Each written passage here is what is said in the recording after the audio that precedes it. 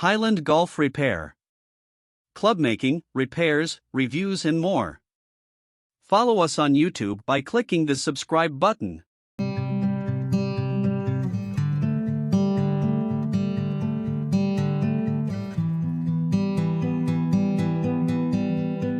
Today we're going to be doing a review of the Inazone ZMBE mallet putter. This is available on the Diamondtour.com website. The head runs approximately $20. Shaft, a double bend, will run you right around 8 to 9, and the Diamondtour grip, which is usually about a couple bucks. This is assembled at 35 and a part inches, and we're going to go through some of the pros and cons of what we like and what we think this putter can actually do for you. On first look at this putter, the way it is assembled with the double bend shaft, you can see that the toe of the putter actually kind of hangs down. So this is actually more of a heel toe weighted type putter and is not face balanced. If we're face balanced, the face would be pointing pretty much straight up toward the sky. So it's more of a heel toe putter, which means it's actually promoting an arc for putting from inside to out to inside. So there is that kind of motion, where this putter would probably be better suited for that. If you're more of a pendulum type putter, this may not be the best choice for you because your stroke is mostly straight back and straight through. Another facet to this putter is the actual face of it. It is an insert that has been put in post casting process. This is actually kind of an aluminum type insert. It's black, it has some score lines onto it, basically try to help the ball roll a little bit better. The aluminum insert is a lot softer than the stainless steel body that is on here. The function of the putter with these two wings is, its claim is more like it's type of that spider putter from TaylorMade, but obviously as you can tell at the shape, it's not even really that close to it.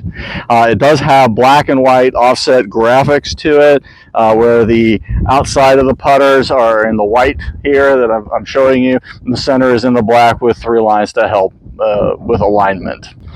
The putter itself actually has a kind of unique sound to it. I'm not sure it'll pick it up with the microphone that I'm currently using. But when you hit it, you'll hear the unique sound. And it's got more of a tinging type of sound. Obviously, I hit that too hard. I'm just trying to get the ball to make the sound. That tinging is actually all the way through almost every putt that is being made with this putter. With that tinging sound, that's kind of going to be prevalent in any putt you actually hit. So when you're out on the golf course, be very aware that sound will be made with this putter. You know, like the old ping putters that used to make that pinging noise, you're just going to have to be used to that unique reverberation. There are a couple things I do really like about this putter and the setup. First of all, I do like how the lines are very crisp on it. They are very parallel to each other. They help align the face of the putter very, very well. The other part of it I like is actually the momentum that comes off of this putter. So if you're really one that has trouble or struggles with, you know, keeping the putt really short, this putter really actually has enough mass behind it where you're not going to be worried about really not getting that ball to the hole. As you can see, I didn't really hit that hard, and it really kind of moved. We'll do this again with another putt, and you'll see with that tinging sound, I mean, I even tried to lay off of that, and I actually got to the hole. And this is approximately about a 20-foot putt, give or take. So with this type of a putter, actually is very good about getting the momentum in the right place. Aligning it is actually very, very easy. And that makes it for a good setup for the type of putting you may be needing to do. For shorter putts, obviously the alignment aids on here really make this a lot easier to do. It's basically picking out your target, lining it up, and then actually executing your putt.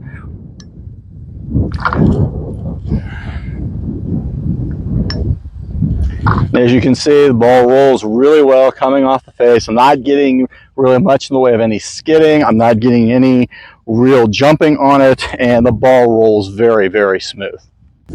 So for lag putting, this is going to go down a hill. We're doing a 40-foot putt I've got paced off here. This is where it becomes a little bit trickier with this putter. Although very good with momentum, the interesting thing is trying to get it stopped near the hole. So we'll go to that little red flag down there. We'll just give it a little rep, see how these actually roll out. As you can tell, the ball rolls off pretty well. It does make that tinging sound. I've really tried to hold back on actually hitting that putt very, very hard. And you can see we came up about 2 to 3 feet short. Another try at it. And you can tell this one's got a little bit more momentum, and I will make it closer to the hole. So it's getting the judgment of how this putter will react for lengthy putts. You're going to need to spend time with it out onto a practice green, kind of like what we have here at Highland Golf Repair, to get yourself a really good feel of how that really reacts. Again, the lag putting, we said you need to get a feel for it, so we're going to show you uphill about how this thing really reacts. So about another 40 footer, we know it's going to swing quite a bit, so we'll just take a couple wraps at it. Now, again, the one thing you have to be very cognizant about is that putter with that momentum. So obviously I'm trying to take some off of it to try to get myself a good feel. One thing I will note with this putter is I'm not feeling a lot of face twisting as I'm coming through the ball. A lot of putters I have seen before, it's a lot harder to keep them online, or it's even especially with the heel toes, because you are doing the inside to out to in type motion. And this one, I'm not feeling it.